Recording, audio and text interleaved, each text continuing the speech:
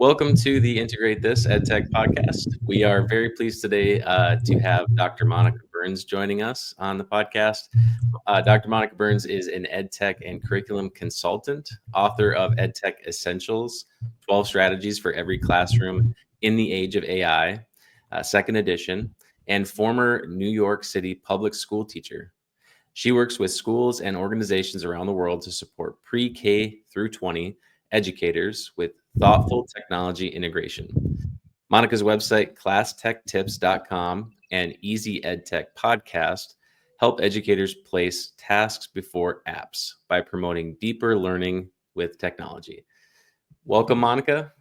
Very happy to have you here today. Excited to be with you all. Let's go back to the beginning if we can. We mentioned that you worked in the New York City public school system. What was it that was the turning point for you from that classroom teaching setting into becoming a nationally recognized voice in EdTech? Was there a single moment that you can remember, or just kind of what led into that? Yeah, well, I'm still based here on the East Coast and loved my time in the classroom and started off in a really traditional environment, overhead projector, chalk and a chalkboard, right? All those things. And we went one-to-one with iPad pretty early on. And so that, weren't the first school, weren't the first classroom, even in New York City, to do that, but pretty early on. And Apple Education, based in New York, their team in New York at least, had reached out to me and asked if I could come and speak at an event that they were having in New York for other teachers. It was just like a random weekday after school. They said, "Oh, if you can come, we've got, people signed up, would love to hear, about what you're doing in your classroom." And so I showed up, and those few teachers were really a few hundred. And I kind of got the vibe from them that if they had told me it was a few hundred, they were afraid I weren't going to come. But I had no public speaking experience, no, theater experience, no jumping on a stage experience, and just kind of got up there to the podium and plugged in my iPad and moved through my little keynote presentation with some of my observations of what was working well with my group of fifth graders. And that's when people started to ask, like, "Can we follow you on Twitter? What's your blog? What's this? What's this?" And, questions I didn't have the answer to at the time. And so a few months later, in 2012, I started ClassTechTips.com, which is my blog. And I've been sharing pretty consistently there, ever since. And I started my Easy EdTech podcast in 2019, March of 2019. So just about 6 years now. And it's been a wild ride of having an opportunity to shift from full-time in the classroom to traveling around and working with educators internationally here in the US. And I just hit my 50th state speaking at the KISTI conference in Kentucky this past March. Wow, that's pretty amazing. Like, to think about that journey that you have taken, of like from being that, like you talked about that traditional classroom environment where, you first get your start, and then to think where it's now gone in the last decade or so. I know you just mentioned that you've visited all 50 states. That's fantastic. That's really, really cool. It reminds me of this summer. My kids are big fans of Ryan Trahan, and he's traveling 50 states in 50 days. So that's kind of like what I'm picturing as you're moving around this journey too, right?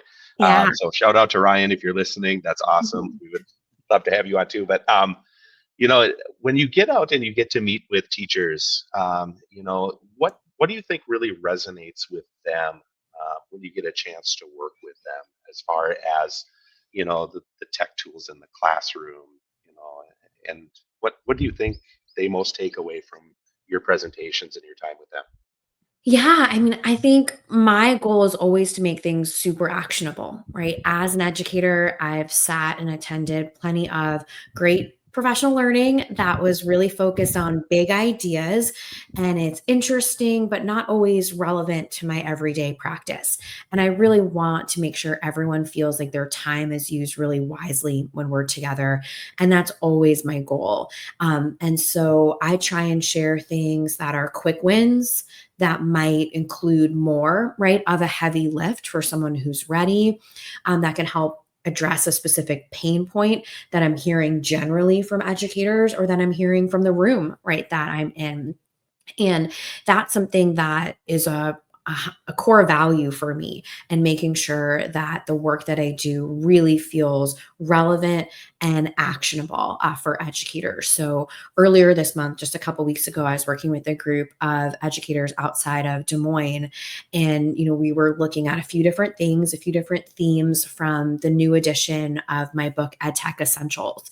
And one of them was around generating content with the help of some AI tools. And we were looking at tools that help you create images, like you got your vocab list today, right? Here's a couple quick ways to make some engaging images that include your school mascot, right? Or for something that's going to get kids to remember that vocab word a little bit better.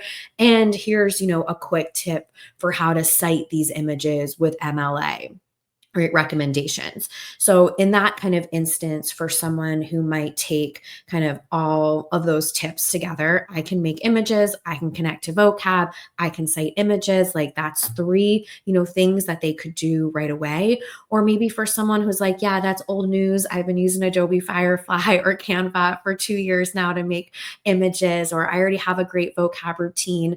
But even if I'm not ready to talk about AI generated content with my students, I really do want to put a citation at the bottom of my teacher slide deck. That way I'm modeling some best practices and some transparency for them. So I sometimes compare it to when, we watch a Disney movie and we laugh at different things, right? Depending on what, we're coming into with it, or we watch something a second time and we maybe catch a different joke or reference. Kind of same thing goes there. I want to make sure that even for a group where we have a really set focus for a professional learning time together, there's some layers of takeaways for them that make it feel valuable and worth their time. Yeah, and it's if we could look at AI for a second here Mhm. too, like in regard to ChatGPT, and just AI in general. One of the things that in a recent webinar that you did with that was titled "Power Tools for the Yeah. Classroom," Mhm. that in you talk a little bit about healthy hesitation. So I think like Mhm. you mentioned pain points. Obviously, Yeah. AI is a pain point for many right now for a Mhm. variety of reasons because of not sure quite how to approach that. So when we look at healthy hesitation, that concept, what would you recommend? And in maybe kind of referencing back to that webinar, what three features, what things do you think are worth educators' time when they're starting to use a tool like ChatGPT? Yeah, I think it's really important to acknowledge um, what everyone's big feelings are, right? Coming into a conversation with AI, for lack of another way of putting it, right?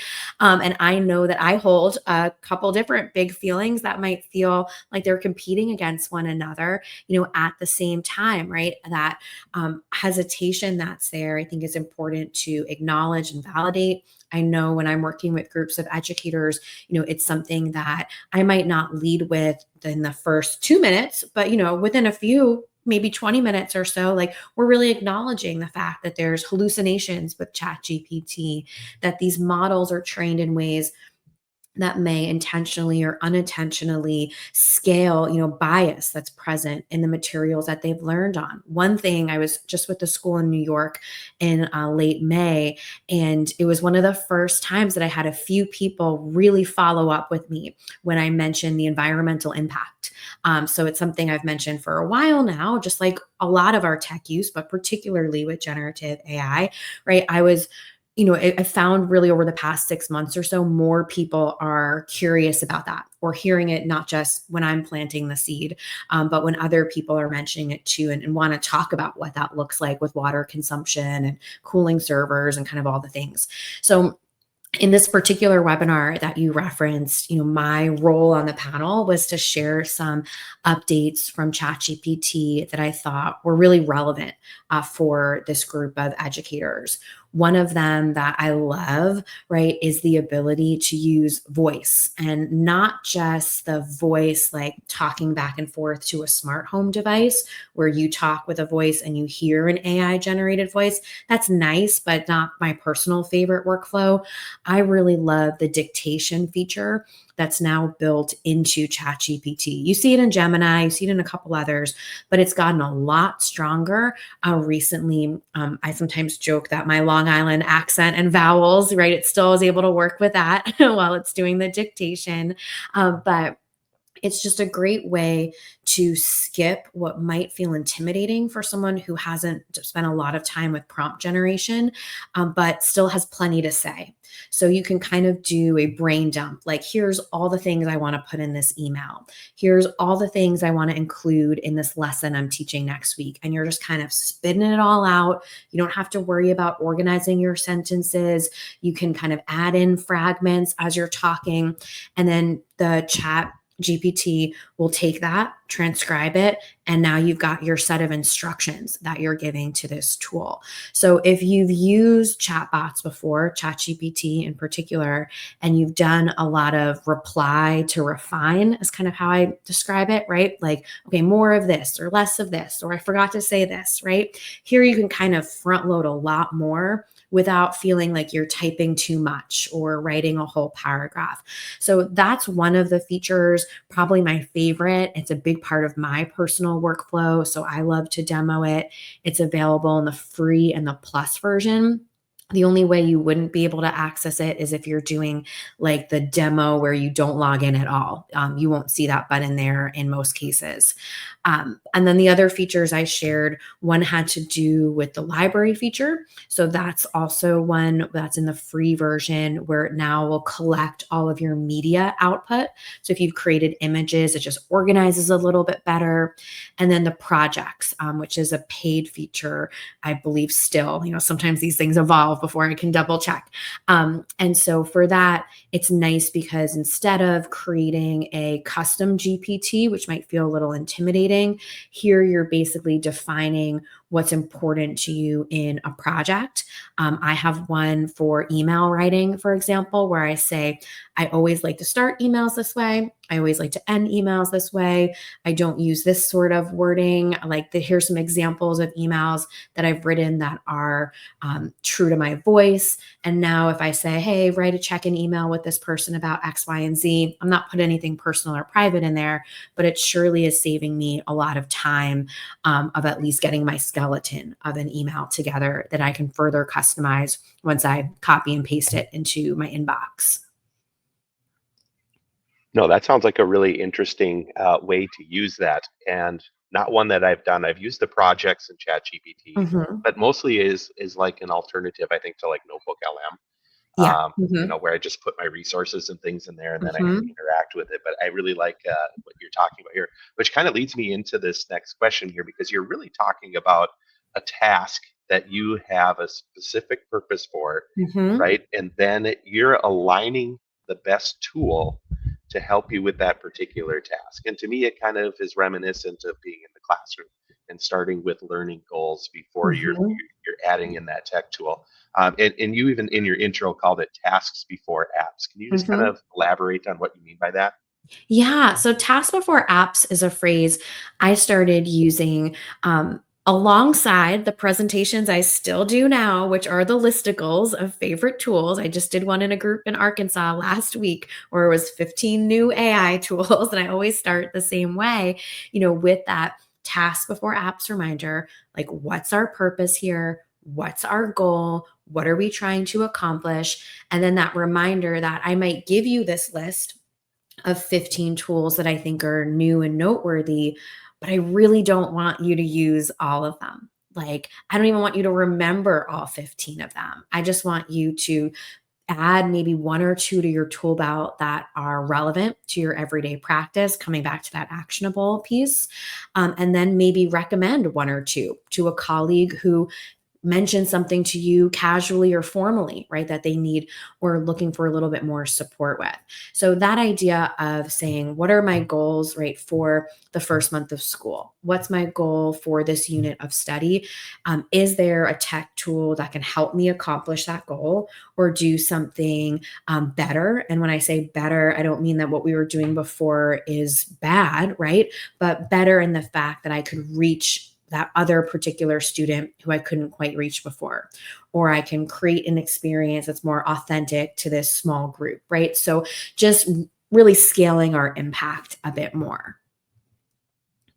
Yeah, and if one thing that if we could take a look at like AI tools, Mhm. one of the things that, aside from looking at is the application going to actually help me achieve my goal, another element that teachers have to consider is the responsible use of it. Yeah. And so is it going to be effective, but then there's also these ethical implications, and that we have data privacy, have had Mhm. data privacy issues with ed tech tools in general, Yeah. but then and vetting those properly, but then it just seemed like it exploded even further, and became even more of at the center of these conversations because of AI. So what do you think is the most important mindset shift for teachers when they're considering tools to use? So effective use and accomplishing their task with an app is one piece of it. But then could you touch a little bit too about just the ethics or the responsible use as well? What's the most important thing that they should be considering there? Yeah, I mean, when I work with educators, particularly if I'm, embedded with a group like a district that I've done some work with before, they've all typically already vetted a tool. It's already been approved. They know that it meets state level or district wide, compliance. That looks different in different places. So in those cases, we're going a little bit deeper. We might even look at what the student experience is if it's a student facing tool. But generally speaking, when I'm working with larger group of educators where I might not know, the nuances of what a particular school or district or even state, if I'm at a regional or nationwide event, I tend to focus more on instructional tools that an educator is using behind the scenes without adding or uploading anything private or sensitive. And if they are creating something that will be student facing, they're taking some of the best practices that they've had since they got, a stack of newspapers delivered to their classroom, right? They're choosing the article, they've read it through, they know that it's appropriate for their group of students, and they're ready to share that piece of content with their curator hat on, right? Or maybe more recently, right, they've watched that YouTube video before they press play, and shared it with a group. So I'm always looking for those tools that a student does not have to log into, that a teacher can easily review any output, make edits and changes and customizations before it even gets to a student. And so, plenty on that list that I tend to lean into when I'm demoing or sharing, a best practice for this. Brisk teaching, which has been around for a bit. I did a post in partnership with them last summer and I've kind of followed along with all their updates. And one that has seen, I've seen a lot of great response to is their podcast feature, which kind of mirrors the Notebook LM component you mentioned earlier. And so with that, like you have a piece of text, you have a source material, and then you're generating a, say, 2-minute podcast that you can edit. And so I think what's really important there is that you have a why behind sharing that and some intention, right, behind sharing something like that. So, for example, it's not just, oh, this is cool. Now we have a podcast. It's, I want to have an audio version that's going to provide a base for students before they dive into this resource that might be a little tough for them to tackle independently. Or this is an extension activity, right, for students who are going to continue exploring a particular topic, right? So you've got that intention in mind. But then I also think it's really important, and it's easy to skip this step, right, to have a level of transparency on how that resource was made, and what is actually happening, right, when you press play on a resource like that. So sharing, right, this is sourced from this resource or this material, saying you can see the link here at the top or however you share it, saying these are not real people talking about, right, this resource. There was a Saturday Night Live sketch earlier this year that kind of brought that concept to life of like this mishmash of like, these doesn't make sense what's coming out of the mouth, of this robot, if you will. Um, and so in this case, you're saying, right, this is, two robot voices who are talking, right, with my air quotes there, about this topic. Let's listen in and see what gems we can get, right, from this AI generated conversation. And you don't have to go into the logistics of that. You don't even have to really understand how it was made, right, in a deeper way. But just even throwing that sentence out there, I think provides a level of transparency for a group of students. And with that particular tool, this is true of most of them, right? You can download something like that for offline listening. You can share a link to it. And that way students are not logging into something or interacting with a chatbot experience if that doesn't feel appropriate or scaffolded for the particular group you're working with. Yeah, so I know you've been diving into the AI stuff here for a while in education, and you have your own AI in education membership that helps Mhm. support teachers and curates resources, throwing PD opportunities out there. What's one way that you've seen your membership really use AI, not to just like foster efficiency, but like to be really impactful in enhancing student learning? Yeah, I mean, the membership's been really fun. I've had my Easy EdTech Club for about 6 years now. I think it'll be 6 years in July, which like has new EdTech masterclass each month, a whole bunch of stuff to explore, really broad, like K-12. But when the AI piece came on the scene, especially because things were moving so fast, I thought it would be a good opportunity to do more like a monthly update of curated content. I give 3 things every month, right, for people to dive into. Like, don't do all the things, but here's 3 things that might be worth checking out. But what I think sets it apart and what, I hear from people because of just the questions I get in face to face moments too, is I try to spotlight resources that may go beyond education on the surface level, but have implications for what we're looking at here in education. Kind of saying this is a conversation or this is a resource related to a different industry. It might be something that you want to keep taking a look at as you're developing policy. Or here's an article that shares some research that talks about career readiness. If you're developing policy, right, this might be something that you want to reference in your planning meeting, right? So, in addition to saying, here's what's new on the scene, right, within education specifically, I try to share some things that are on kind of the outside edges that are definitely impacting the work that we do. And every month I even share, a new vocab word, right? Like, here's something I heard that I think you're going to hear more of. And I haven't really tracked like my win rate with those vocab words, right? Because there's some that I hear and then I'm like, oh, I'm so glad I included it because now everyone's saying agentic AI, or I'm so glad I mentioned this one, because now I'm hearing everyone say slop, right? To talk about all this output, right? And then there's others I've mentioned where I'm like, that one didn't take off, but at least you know about it. Or at least, if it comes back around a year from now, you're like, oh, Monica mentioned that. So it's been fun to create those resources and have just that vision of wanting to kind of help people not feel overwhelmed in a space that's very easy to be overwhelmed with so many new updates.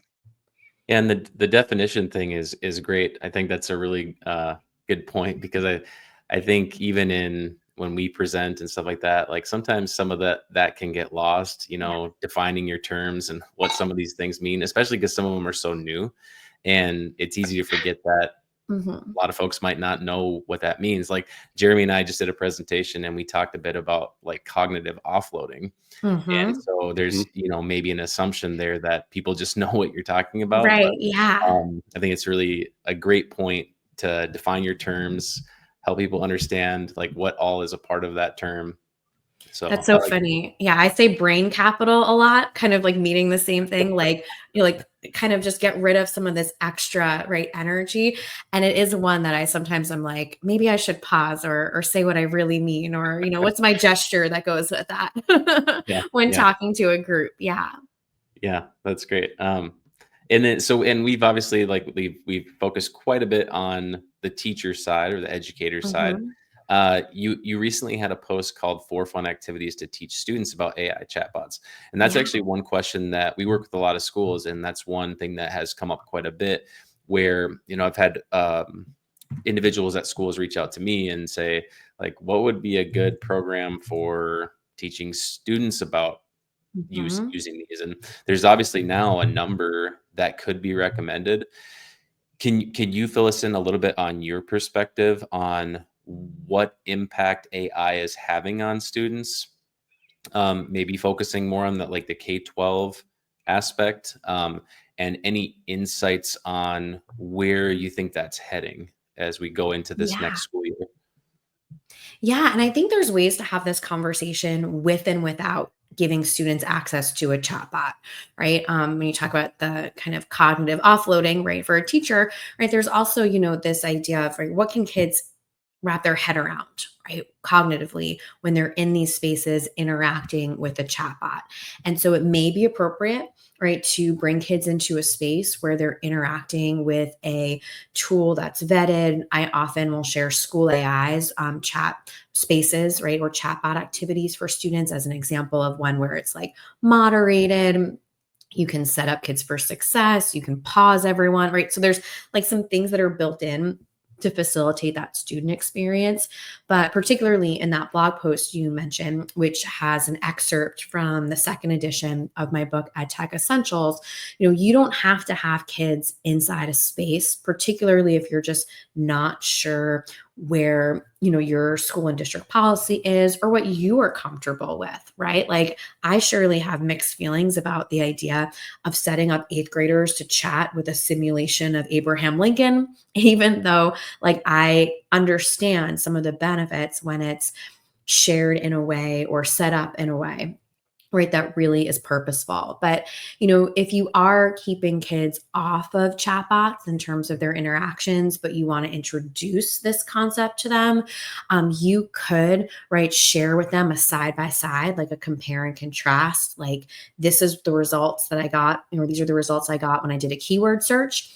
This is what happened when I went into a chatbot. Let's talk about what is different or what's missing, or, it's curious that Google mentioned this in the list of things I should look at, and ChatGPT didn't mention this, right, in the 3 paragraphs they gave me. Why is that, right? Or what could I follow up with the chatbot, or follow up with by adding into my keyword search. So, you might skip the comparison and take kids straight to, say, Gemini, and show them an output and say, like, did this get me where I wanted to go? Like, what kind of feedback would you give me on the prompt that I wrote? What should I have included? And if you've done any type of writing or modeling, right, with students, right, that you leave out the juicy adjectives because you want to show kids how you revise your writing, right? So like you might do that really strategically, right? Leave out that extra piece of context so you have something to talk about, right, with your group. You might also share an output with them and have them fact check it, right? Talk about what that process looks like.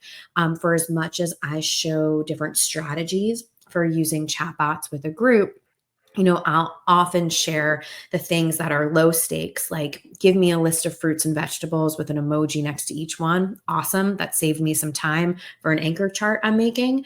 But if I ask it to make a timeline of events in the American Revolution in the state of Delaware, like I need to double check that because I don't know for sure that all of those things happened.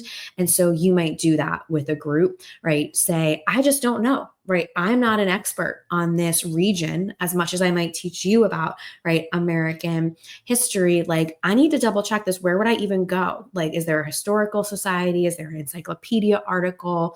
Are there links next to each of these events where I trust that as a vetted source? metrics. So you can do a lot without ever having kids type in chatgpt.com, right, or Copilot or another tool, and still introduce some of these best practices that they might use at home or they might use later on, in their academic career.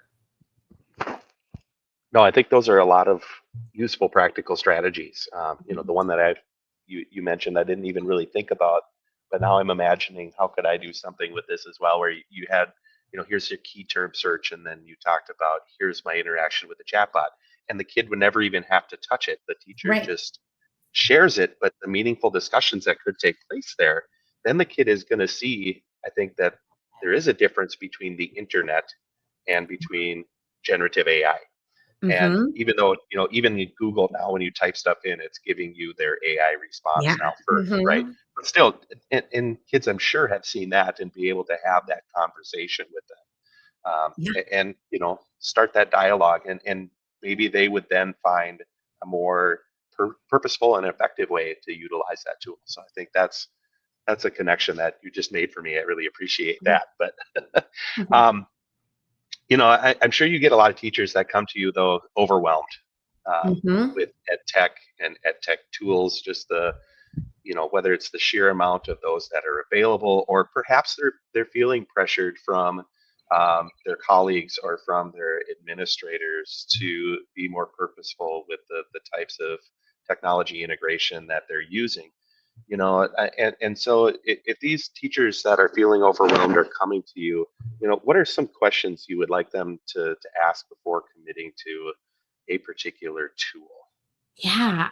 I think the biggest thing, and this can happen really any time of year, but it might be a reflection question at the end of the year or one that they use as a planning kind of question before starting a new year is, what are the categories of tools that I really want to have? And I think that can help them streamline their tool belt. Some of them might be non-negotiables. Like, I can't pick my learning management system. I've been told to use that. I sometimes use the phrase like embrace your place. Like, you've been given this, like, don't try and find another workaround. Like, just use this thing because you have a community of people who also know what button to press, who can help you troubleshoot, right? Even if it's not perfect, none of these are perfect, right? So, it'll at least get you 90% of the way there, even if it's not the one you would have picked, and you have a community already around it. But the other areas where someone might have more flexibility, or they might have a list of tools from their district that they've been given the green light on, are really, I would say, three core areas to focus on. One is, how are you going to collect and share those resources you curated for a group? Maybe it's your learning management system, right? Or maybe you are going to just stick with a HyperDoc all year long for every unit of study and have all of those resources that you find from favorite places. Like, so how are you going to collect resources that you're then going to distribute? Choose like your one way to do that. The next is your assessment tool. Sometimes this is mandated that you have to use it a certain way, or sometimes you have some flexibility. Like, how am I checking for understanding? Maybe it's more than one tool, but if I look back on the year and one worked really well and one didn't, what am I going to keep? What am I going to drop? And it doesn't have to be quizzing, right? It could be a polling tool. It could be video exit ticket, something that gives kids a lot of choice. So something that's going to help you check for understanding in the best way for your group. And then asking yourselves, what kind of open-ended creation tool can I use more than once over the course of the school year, right? What is that tool going to be that allows kids to share their learning in a handful of different ways? I've done some work with the book creator team. That's a big favorite one for K-12. You can do a lot with kindergarten. You can do a lot with high schoolers, right? So I love, with my professional learning work, to share something that is nice and wide like that. Maybe it's Canva. Maybe it's an Adobe Express. I've done some work with the education team at Adobe too. And, that's another one that gives plenty of flexibility.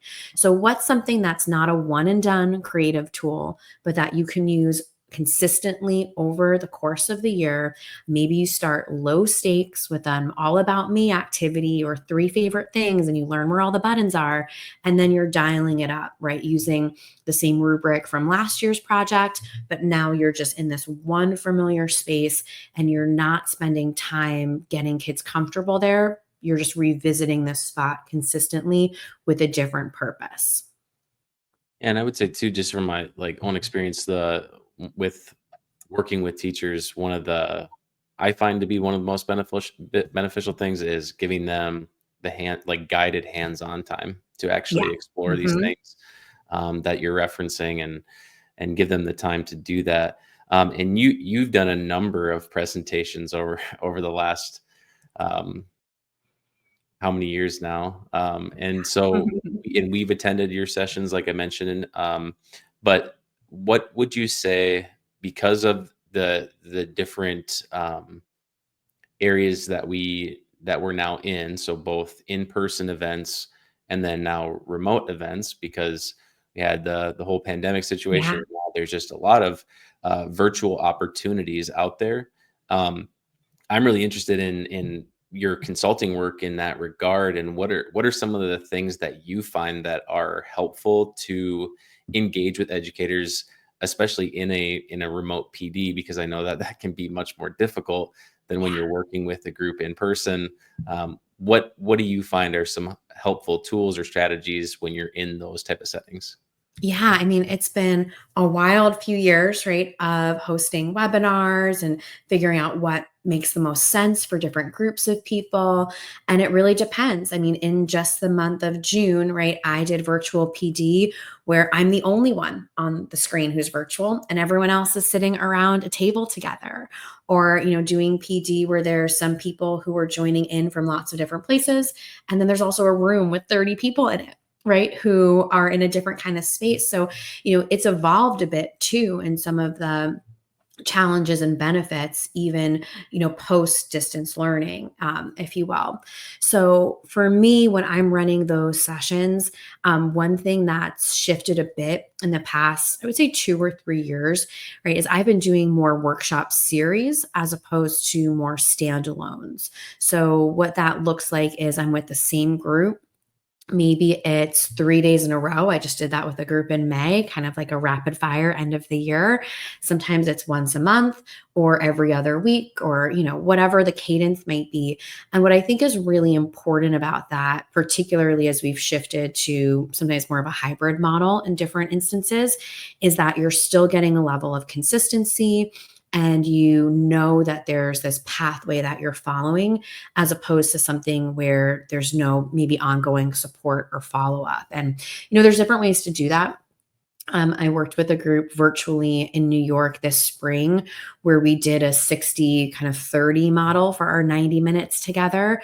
And those 30 minutes was just Q&A at the end, right? Like we still did our try it out and a workshop-y piece, but we really dedicated time for questions, which can be tough with some groups. Not everyone is primed for questions. But when you have a group that's built that into some of their professional learning culture, it is a really great way to meet people where they're at, to learn about pain points that someone might not have articulated in other sessions. And that's been, a fun model to incorporate a bit more of like a Q&A office hours piece. But for most of what I do, I try to make sure we have time to get into a breakout room, to try some things out. And one big piece that's pretty consistent with the virtual work that I do is having some type of a living document, that goes on after, we've spent our time together. So I typically will use Padlet. I've always been a fan of that tool, being it's very, very works very well for big and small groups, but I will prime it with some of my own content, right, to get us started. And then people participate there instead of like the Zoom chat that's hard to find later. And that way they can go in, they can participate. I can still moderate it. I never really have big issues, but it's always nice to know you have that. I freeze the Padlets usually at the end. That way no one can get in there later if they have got a question I keep my email right at the very top so they know exactly how to contact me in case there's a link that's not working or I forgot to add or something like that. So it checks a lot of boxes for them in order to kind of keep the learning going. And that's probably one of my biggest kind of tips is to have something that everyone can access quickly and easily with, your contact info snuck in there somewhere for them to reach out if they've got another question. I think to build off of that, another great way I think to keep the learning going, to use your words there, Mhm. it is having a podcast.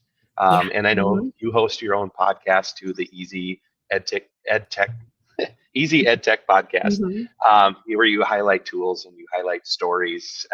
And has there been a recent guest or theme perhaps that you found kind of inspiring? Yeah, I mean, it's been really fun to have a wide variety of educators on the podcast who are sharing things that are specific to their geography or specific to their learning environment. And oftentimes, even if they have something that might seem really specific on the surface, there's just so many ways for other people to go and run with it. So I just had Eric Walters on the podcast to talk about a course that he's running around creativity and ethics in AI. He works at a school. He's a fellow Apple Distinguished Educator. He works at a school that's all high school students, and he created a live course and then something that people can do asynchronously if they're just curious. That he's like launching widely. I don't know that we use the word MOOC anymore or as frequently, but just an open course, right, for people to jump into. And so, what I loved about that conversation was just this idea of how he was leading his students through handling some of the ethical questions around AI.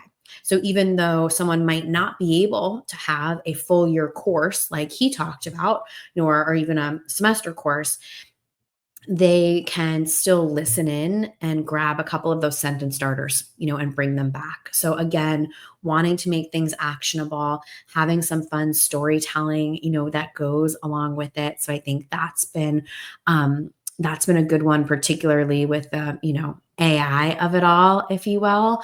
I do a combo of solo episodes. I do a combo of interview episodes. So there's, a little bit for everyone in terms of getting maybe some seasonal content or a quick like listicle of ideas for me, and then more of the storytelling when I get a chance to chat with someone who is doing something that I think other people would be curious about too. Yeah, and that's actually a good segue too, as you mentioned, Eric working with students, and I wanted to talk a little bit about student agency. So the student created content has been a big theme of your recent work, and so what I'm wondering is how can educators empower students to take more ownership of their learning? I think that AI is becoming a bit more of a force or a catalyst for that. But even just with your time in ed tech and all the things that the ideas that you've gathered and shared with others, what would you say that educators could do immediately to allow their students to take more ownership in their classroom when they're creating things with tech? Doesn't have to be AI, though we know that's a huge topic, but what would you say to a question like that?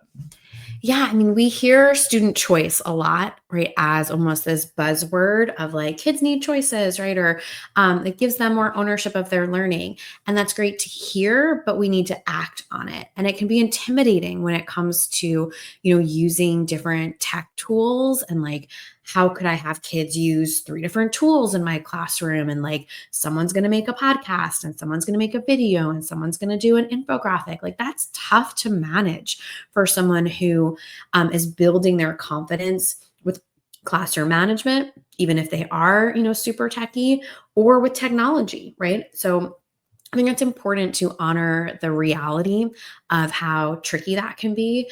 And when it comes to student projects, that's where I come back to some of those open-ended creation tools I mentioned before, right? We don't have to necessarily give everyone a different type of output all the time, although I love that if it's something that someone can manage effectively. It might just be choosing a tool that gives kids choice within it, right? So, Book Creator, like I mentioned before, I was working with a group of third graders in Hawaii like 2 springs ago. And I shared with them just like, here's a couple pages I made in Book Creator. I put in some of the things I'm curious about. They were getting ready to kick off a inquiry unit. And you can now decide, right, how you want to capture things you're curious about. Like, kind of, kept it pretty wide for them. And some kids snapped pictures, some kids used their voice, some were much more comfortable typing. And at the end of the 30 minutes we had together, everyone had some pages with things they wanted to learn more about, but it all looked a lot different and a lot different in terms of their output, but it accomplished the same goal, right? If I had a checklist that said, did the students share 3 things they're curious about, I could say that yes, right, for everyone, even though the way they did that was different. So when it comes to thinking about creativity in the classroom, it can absolutely go right in a lot of different directions. If you're working with secondary students who are curious and capable of finding YouTube tutorials for a tool you've never heard of, and you're having great check-ins to make sure they're moving along with their progress and there's no big surprises at the end, like amazing. Maybe they're using GarageBand to make a project, even if you don't know all the ins and outs of that tool. But if you want to be side by side with some support for a group, right, that might be the better fit, keeping a group in a tool that has a lot of options built into it. Yeah, and I think that's a great point too, is that you don't have to necessarily bite off more than you can chew and have, Mhm. some students submitting a presentation and some submitting a podcast and that type of thing. I like what you said just about allowing them to have their voice within what, you can establish the end product, but there's plenty of room for student voice within that framework. Yeah, absolutely. Absolutely.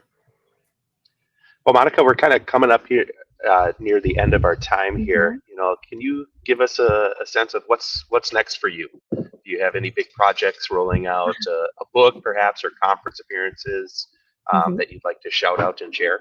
Yeah, so I have something new coming out from ASCD that is still in the don't talk about it yet mode, but will be available this summer. So if anyone's following along with me on Instagram or on my newsletter. You'll hear about it for sure, but I can't talk about it just yet. But really excited to have something a little different from a publisher that I've worked with for a long time now for books and quick reference guides. So that's one big thing or small thing, I should say. It's a little bit of a hint that's coming.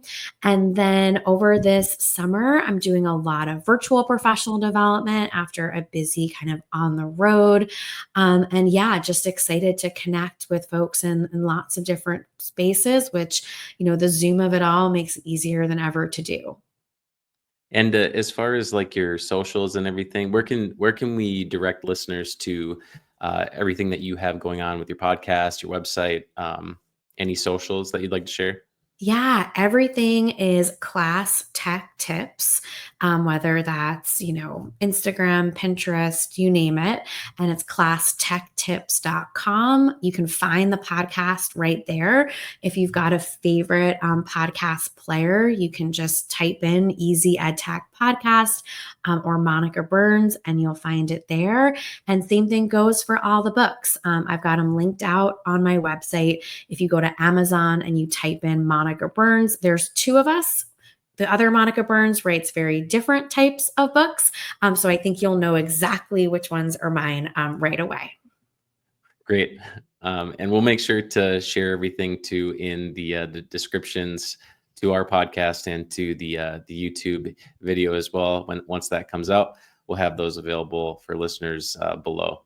So, Monica, thanks again for joining us. We really appreciate your time, and we hope you have a lot of success with your undisclosed upcoming release. And Mhm. And just thanks again. We really appreciate it. Thank you. Yes, thank you.